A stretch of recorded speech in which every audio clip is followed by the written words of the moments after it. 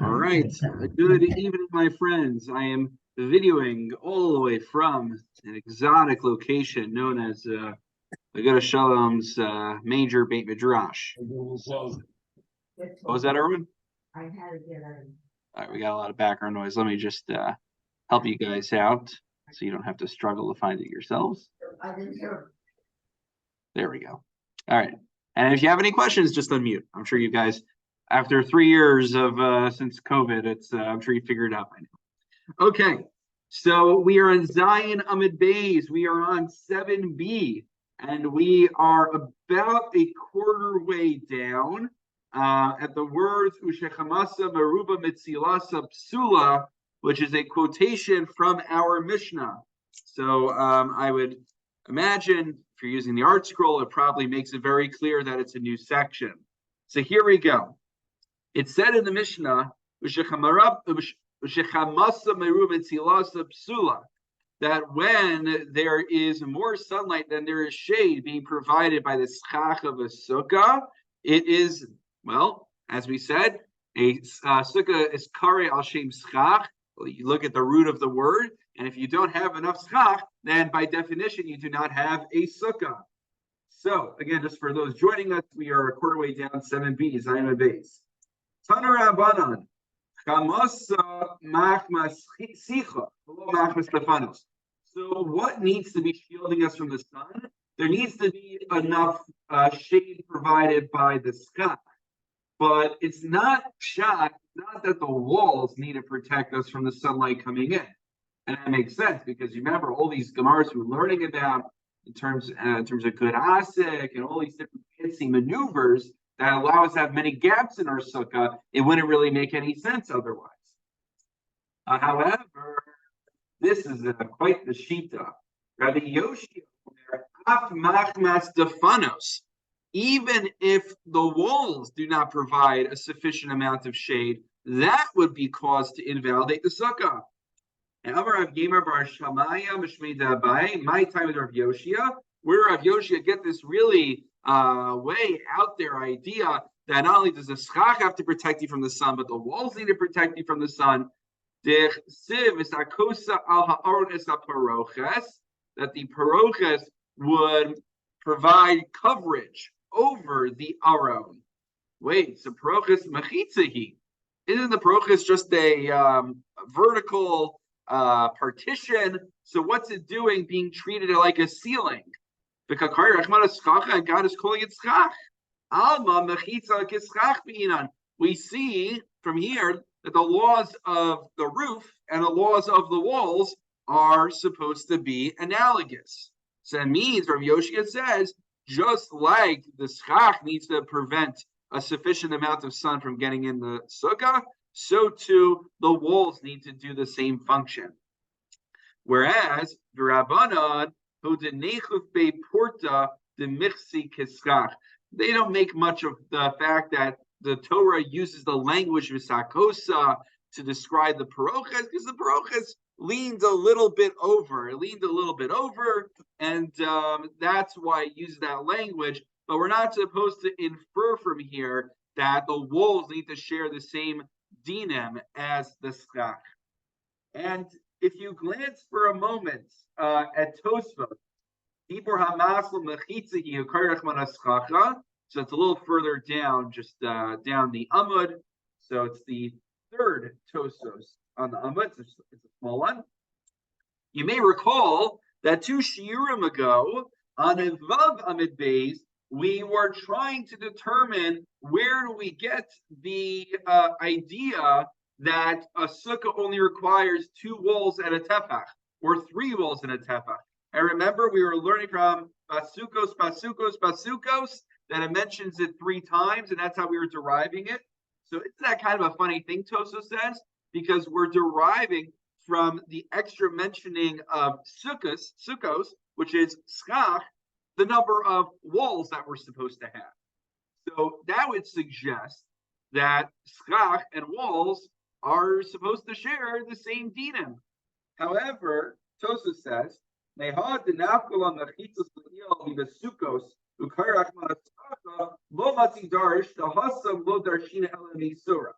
There's not much to make of it. We're just learning from the extraneous, seemingly gratuitous use of the word basukos, but one should not infer from there that sukkos and tefano share the same laws. Because how do I know this? Because nobody holds that your sukkah needs to be made out of the same material as schach. As we'll learn later on, there's a schach going to be made out of certain materials. And so we don't have such limitations on the material that we can use for our walls. Our walls don't need to grow from the ground. Our walls can be made from whatever synthetic material you want. It can even be made, we talked about a case, it can be made of human beings standing still and forming a wall as well. Remember, we had that case we talked about, it was a Chashuk Echem, he brought it up. What happens if they make a sukkah by all standing in a formation before Shabbos, and then one leaves on Shabbos? Is that an Isser like a soser of breaking down the sukkah on Shabbos? So clearly, even according to Rav Yoshia, it would seem that there's certain limitations on how far we are willing to go with this idea that the tefanos, the walls, share the same dinim as the schach. Now, I'm not looking at my phone because I'm checking Facebook, but I was schlepping a lot of stuff to the shul, my Gemara, other Sfarim, Stender, whatever. So I didn't want to carry my Kovitz Mefarshim Mincha Shlomo with me, so I just took photos of the sources so I could refer to it on my phone. So the Minchas Shlomo, Shlomo Zalman Auerbach makes a few observations here. Observation number one, he says, Rabbi Yoshia lo savar Rabbi Shimon. The Omar Davina Gimel Achitzas Ravius Tefach. A sober the Sayin is Achitzas Kelchas Shishis Tefach. Yesha Ayin Him Achama Shavosam Beis Ruchos Aprutzim Mistarpus Psul. The Tachi Shrak Hashnaim Kelchas Shishis Tefach Tzrich Lios Seos Merchamas. So this is the issue that we hinted to before. We alluded to this. That remember, what's the shear for a sukkah? 2 walls and a tefach. So that doesn't leave you a lot of wiggle room, because 2 walls and a tefach. What happens if you have like a few punctures within those 2 walls? Not enough that it would invalidate the walls on their own, but then now there's too much sunlight in the sukkah. How do we square the idea of Rav Yoshia that the walls need to protect you from the sun getting in the sukkah? Meanwhile, you have a sukkah that's like 53% closed and then, almost halfway open. So how do we square that, he says? The other point he brings up is Ukmokain. Same issue. Remember, we said, what's the minimum? We spent a lot of time on this. What's the minimum shear, the minimum height for the walls of the sukkah? Just 10 tefachim. That's it. 10 handbreadths. So you're telling me that 10 tefachim will be sufficient to stop the sunlight from getting in the sukkah? That's a joke. So how do we screw Rav Yoshia with that? Does Rav Yoshia say 10 tefachim is not sufficient? And then finally, interesting idea based on the Maharshal. Interesting. I don't see you mentioned Tosas here. We're just quoting from Tosas. Okay. Yeah, that wouldn't make any sense, actually. Never mind. Oh, he's on Tosas. Okay, that makes more sense chronologically. So the Maharshal says, the Savar Shemachshir of Yoshia Gam Mechitza She'ena Bipsos Goram V'Yakev He Mechitza Shos Chuchis Asher He Mechas Migashmi Matar Ava Ena Mitzios Mehacham Akshir Rabbi Yoshia. But then the question is, what if the walls are nice, sturdy walls, but they're made out of glass? They're made out of transparent material. So on the one hand, they'll protect you from the elements. They'll protect you from the rain, from the wind. But on the other hand, they are not protecting you from the sunlight. So would that be a problem according to Rav Yoshia? Seemingly it could be. It's an interesting question, in Hilchos Beis HaKnesset, right? Let's say you're like a really modern Orthodox synagogue, and you don't like the fact that you have a mechitza, and you want to do everything in your power to make it seem as if there's no mechitza there, right? We never heard of such a thing. So then what you could do is, say, well, what if I made the mechitza out of transparent material? That way, it feels like there's no mechitza there. So would that accomplish it? I haven't seen anyone raise this. I wouldn't be surprised if someone did. If the whole point of mechitza is not to block eyesight, but to just create a barrier, to create a separation, then it is technically still creating a barrier. So it's an interesting suggestion, but don't tell the building or ritual committee that I thought of this. Okay, this is just for academic purposes. All right. Back to the Gemara. Bosai. Okay, so that was the first. The next thing we're going to deal with is we're going to have a really interesting series of opinions that are quoted. Here we go. Amar Abai, Rabbi Yoshia, Rabbi Yehuda, Rabbi Shimon, Rabbi Gamliel, Ube Shammai, Rabbi Eliezer, V'acherim, which I believe refers to Rabbi Meir. There's a discussion of why he's called Acherim. Maybe he got because he learned from Acher, from Elisha ben Avuya. So Chazal kind of didn't want to reward him completely from learning from a heretic. His Rebbe became a heretic, so they called him Acherim. They don't quote him by name. So Acherim, Kulhu Svirluhu Sukkah Diras Keva Be'inan. They all hold that a sukkah is a diras keva. There seems to be this fundamental tension between whether we treat a sukkah as a temporary dwelling or as a permanent dwelling.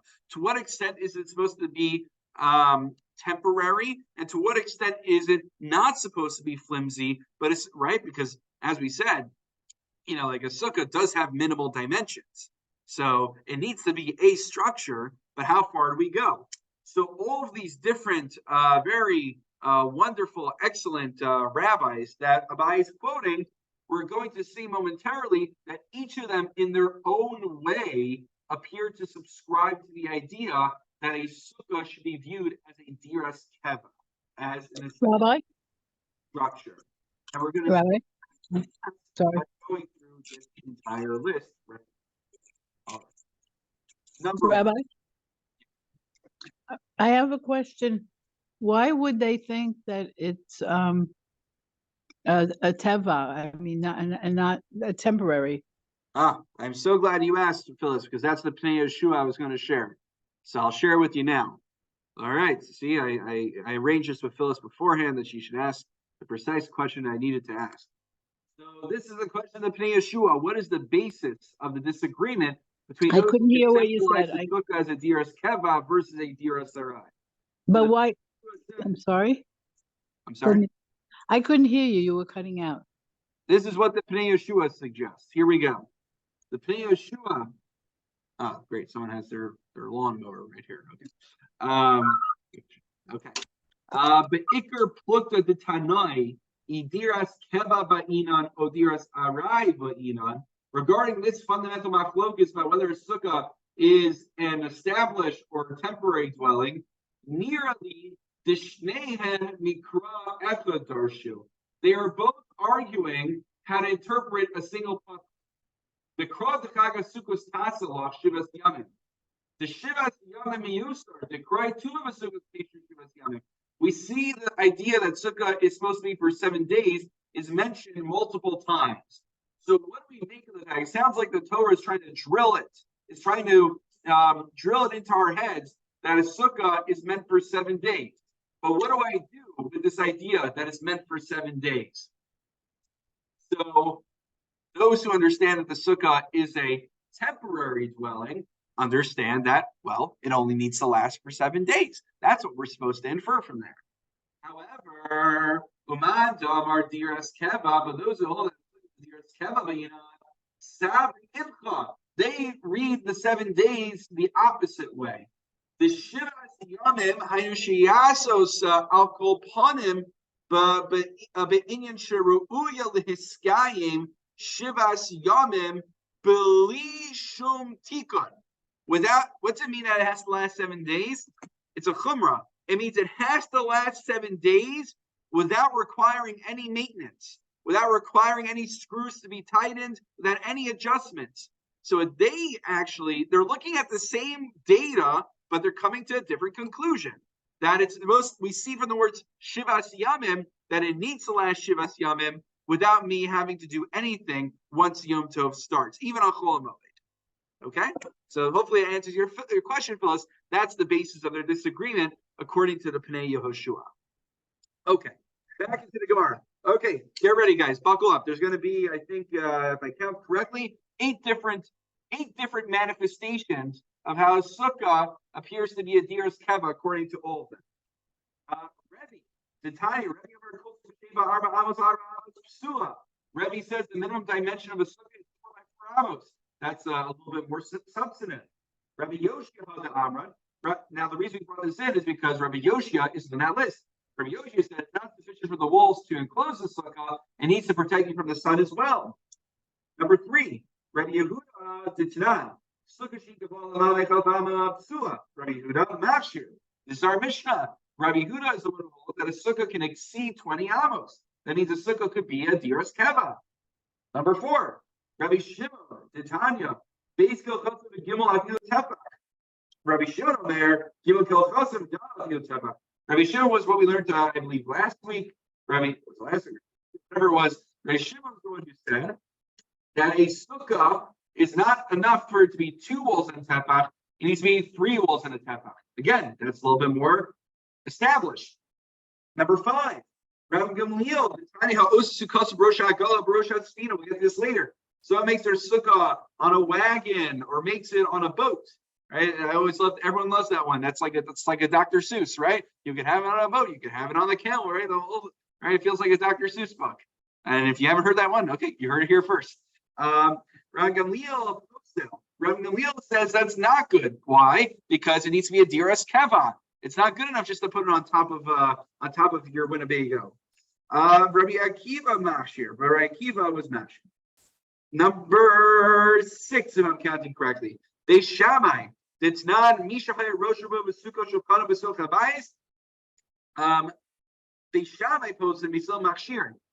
This is amazing. Look at this. We're getting like a whole chazar of so many things that we've learned over the past number of weeks, and a few things that are coming up. So we're whetting our appetite. Remember this one? We learned it toward the beginning of our adventures through Masechah Sukkah. Machlokes Beis Shammai, Beis Hillel. What happens if your sukkah cannot accommodate a table or doesn't have a table in it? So Beis Shammai said that it's not called a diras keva, right? It's not established enough if you can't fit a table in there as well. Number 7, Rabbi Eliezer, it's none. If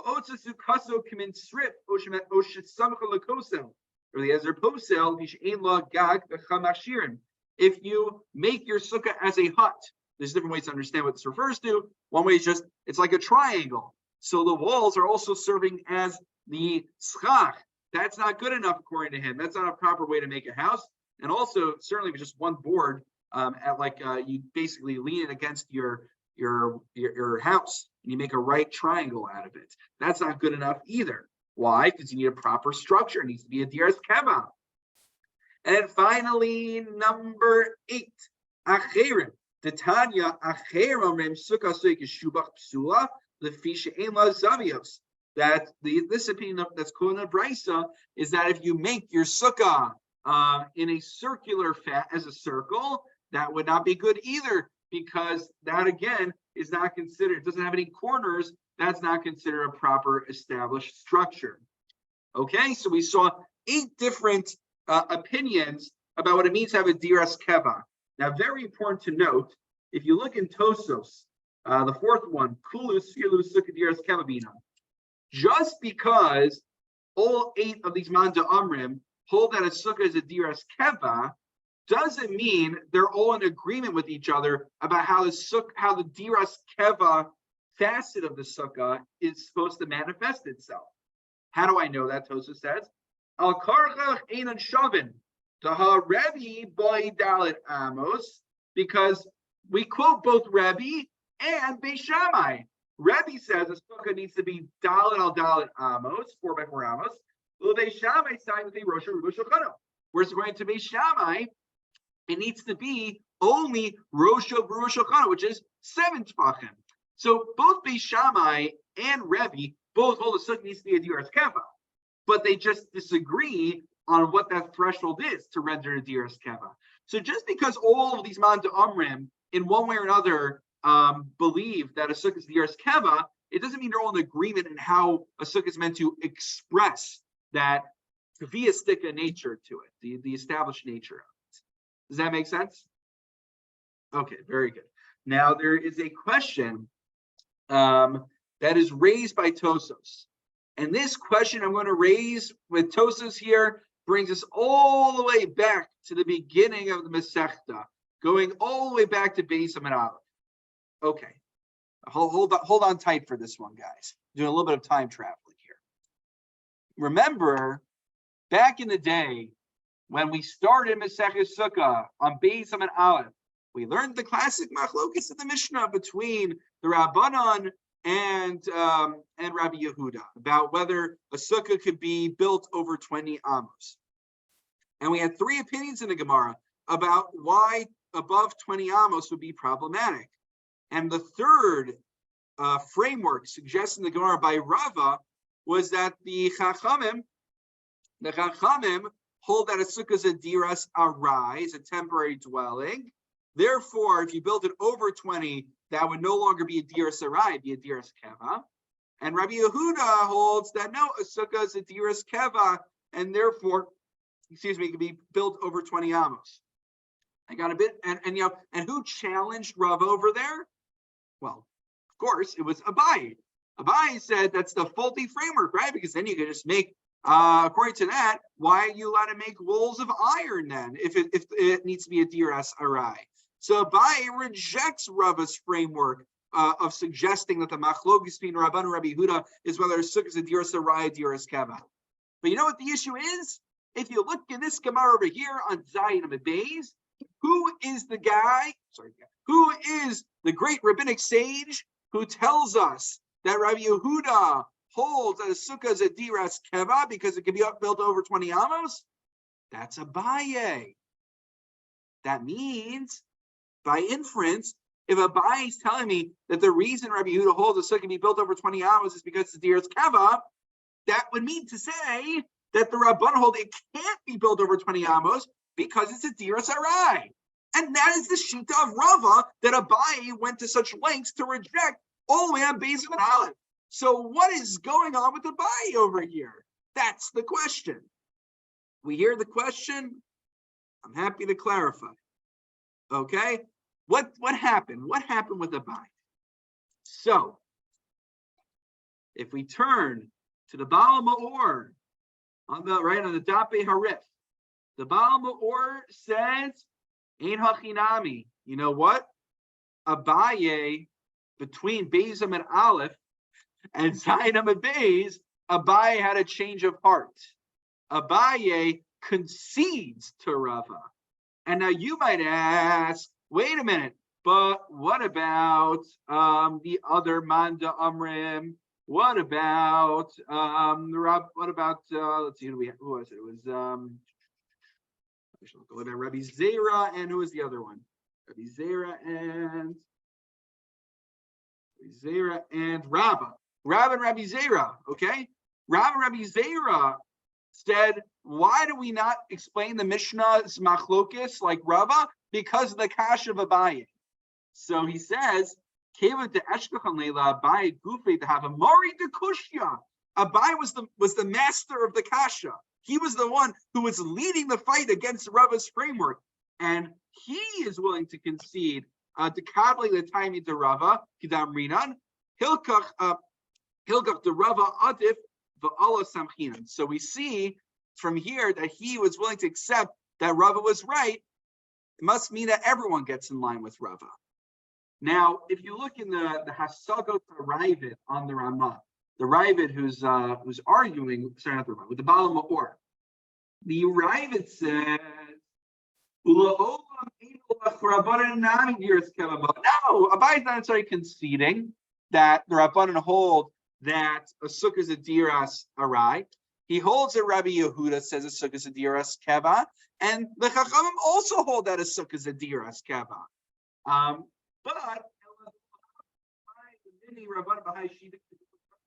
So why didn't Abaye count the Rabbanan among the other shitos that hold that a sukkah is a diras keva? There must have been some mystery reason that the Rabbanan must have had another reason why they held that a sukkah above 20 amos is puzzle, which either according to Rava or Rabbi Zera. So there's a machlokes, the Baal Ma'or and the Ravid about whether we should read this Gemara as Abaye conceding to Rava. But you know what I found, which is the what I found was like the most wackiest is not the most reverent way to say it. What I found is like the most jarring explanation I saw, and just like fascinating because I mean this isn't my area of expertise, but for academics who focus on the formation of how the Gemara over the ages, how the Gemara is compiled, this is a very fascinating point from the Ritva.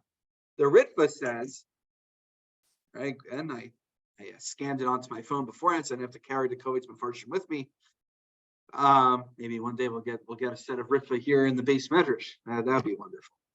El mishum de Talmuda mashmele de plukta de hamasnisa nami besukas diras keva kukinta de Rava nakat hamasnisan lashma ina de hilchasa karava daha piruka de Talmudahu vela piruka de Abayehu. So there's other examples, by the way, and Tosfos points this out as well. There's other examples of where Rabbi Yehuda expresses that a sukkah is a diras keva. For instance, Tosfos quotes. Let me turn back to Tosfos over here. Tosfos on our Amud. Quotes from Daf Kaf Aleph Amud Beit. Rabbi Yehuda Tamei Davar Sukkah diras keva b'inam. Well, basically, just look over there. The case is that someone who is sleeping, and then there's another bed on top of him, interposing between him and the schach. Rabbi Yehuda says he's still considered to be dwelling under the schach because you're not going to have, I think it's an ohel arai. You're not going to have like this bed come and nullify the diras keva, the ohel keva that is over him. So that actually was Abaye's proof. But the Gemara didn't want to use Abaye's actual proof. The Gemara rather wanted to use our Mishnah as the proof that Rabbi Yehuda holds diras keva, because the Gemara wanted to make a point that it disagreed with Abaye and it actually held in accordance with Rava. So that just like, wow, that's what the Ritva says. There's no indication from that. It sounds like these are Abaye's words, but actually the Gemara is giving a different source than Abaye would have given to make the point that we paskin like Rava, even though Abaye did not concede to Rava himself. So my head was spinning when I saw this Ritva. Okay. Let's leave it at that. I would be remiss if I didn't bring up that question. Let's go back to the future, back to Zion Amud Beis. Okay. What do you know, guys? We're up to our final section in the Gemara for tonight. A most exciting part of the Gemara. Rabosai, this has been the sugya in the Gemara that I have been in trembling fear since we embarked on our journey through Maseches Sukkah. In fact, I was thinking about dispensing with doing Maseches Sukkah altogether because I was scared of Ches Amud Aleph. But you know what, guys? I need to overcome my fears. You're a very supportive group. I know you're going to help me with this. This is the famous, or if you're like me, the infamous mathematics sugya that comes up in Maseches Sukkah that deals with pi, and even Tosfos has all these lovely pictures in there, which you look at it for a moment like, oh, pretty pictures. And then you realize whenever the Gemara needs to give you all these advanced pictures, it's because it's not something easy to understand.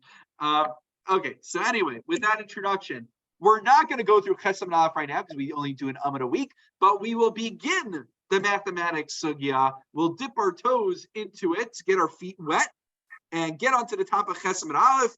And then between now and next week, I will crack my head over all these complex mathematical equations, which I'm sure it's not as complex, don't worry.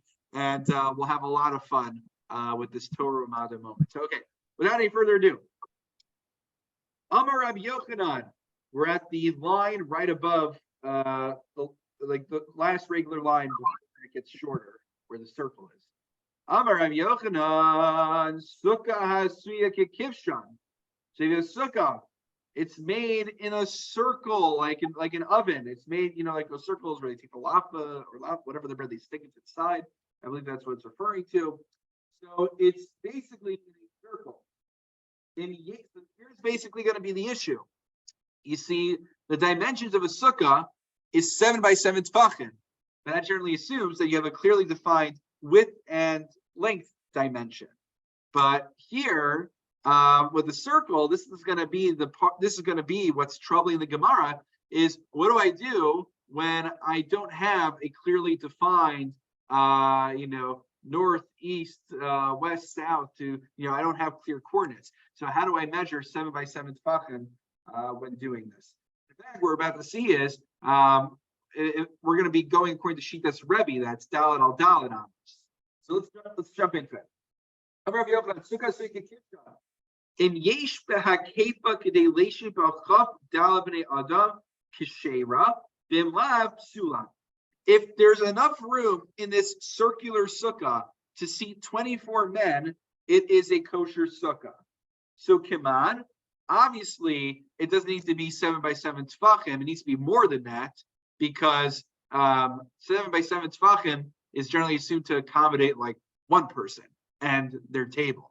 So we're going according to the shita, and it needs to be dalal dalid amos. Kiman, karebi, damar kol sekasheba arba amos psula.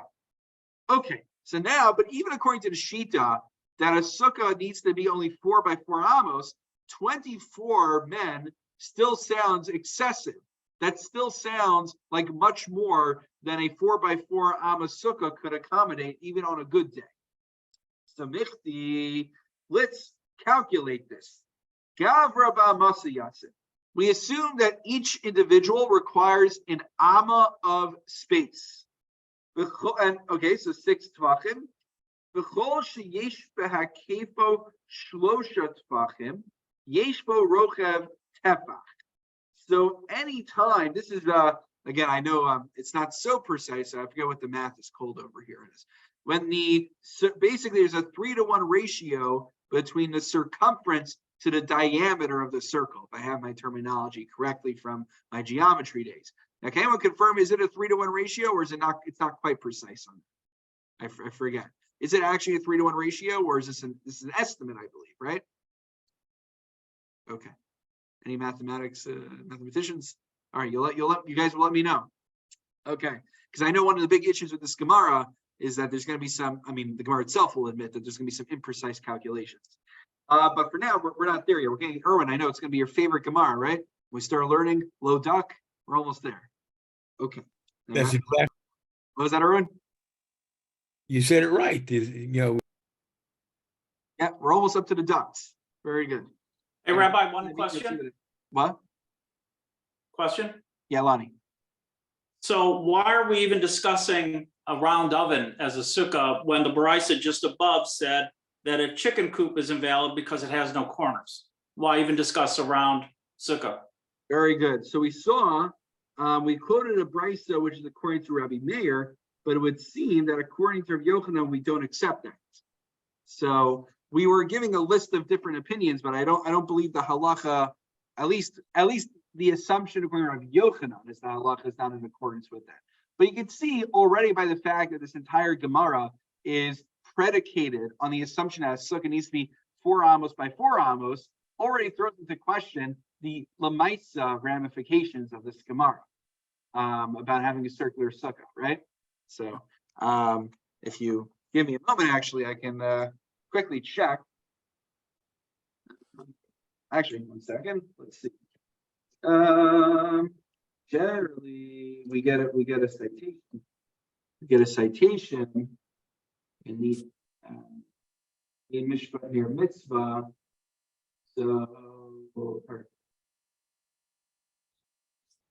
we look in the Shulchan Aruch or a tough I can get you an answer.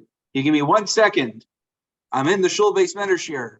It hasn't been moved in yet. I should do that. The Shulchan Aruch is immediately outside. So let me grab the Shulchan Aruch, operation on the Dalet, and I'll get you your answer.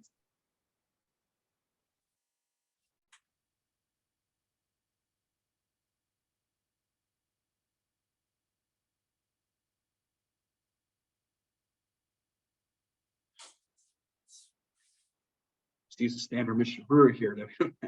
All right, there we go. Tough Reish Lamed Dalet. Dalet. Sif base. Tough Reish Lamed Dalet. Sif base. Imhi Gula Sarach Sheva Kadei Reva Shiva Al Shiva. So interesting. The Shulchan Aruch assumes that a circular sukkah would be kosher, but it only needs to be kosher enough that within it you would be able to accommodate a 7x7 square sukkah. That's what the Shulchan Aruch says. I'm sure if we look in the Nosei Kalim here, there's more detail, but I'm just looking up the tip in the Shulchan Aruch. There's your answer, at least according to Shulchan Aruch. I wouldn't be surprised if Achronim suggest not doing a circular sukkah altogether, but maybe I should look into that. Okay. What happened to the 24 men? Okay, yeah, okay, good. So yeah, let's get back to Gemara. Okay. So Phyllis is like, what's going on with 24 men over here? So Michti, Gavra Bamasi Yasin. What a man just needs 1 amma of space. The Chol Yeshbo Rokev Tefa. Okay, and we know that there is a 3-to-1 ratio of the circumference to the diameter. So the trace are Sahi, right? Is this what Phyllis is asking? Why do I need 24 men in a sukkah? I should only need 12 men to being able to fit 12 men, because each man is 1 amma. So that means it's a 12 amma circumference, which means it's a 4 amma diameter. So why do I need 24 when I could suffice with half the amount with 12? So the Gemara continues, Hani mili bi'igula alva berivua ba'itfei. This is true if all we were doing was measuring it as a circle. But even though there's nothing inherently wrong with having a circular structured sukkah, it needs to be, the issue is that the circle is missing the corners of the square. So if you look at that picture in your Gemara, which has a circle inside a square, you will see that the corners are cut off in a circle. The corners that would have been creating more space had it been in a box shape. So therefore, that's why you need more. But then the issue is, the Gemara goes on to say, Michti kamerva yoser al eagle ravia. So b'shitsar sagi. So still, that doesn't get us to 24. 16 men should be enough, and 16 would get us to the amount that the net amount of space that we need. So the Gemara is going to bounce back and forth. We'll pick it up, God willing, with this next time. So we're still left with the question. We start off with 12. We got to 16. How do we get to 24 from here? So I'll have to leave you on your, on a cliffhanger. That way you have some reason to come back next week. Okay, wonderful learning together. Well, you could put 7 three o'clock in, time worked out for many of you. Yeah, Phyllis, you had a question?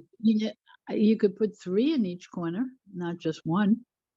3 in each corner. Yeah. The assumption here 12 is, in this, 12 around, and then 3 in each corner. all right, you're beyond me. I just want to understand just basic Pshat and Gemara.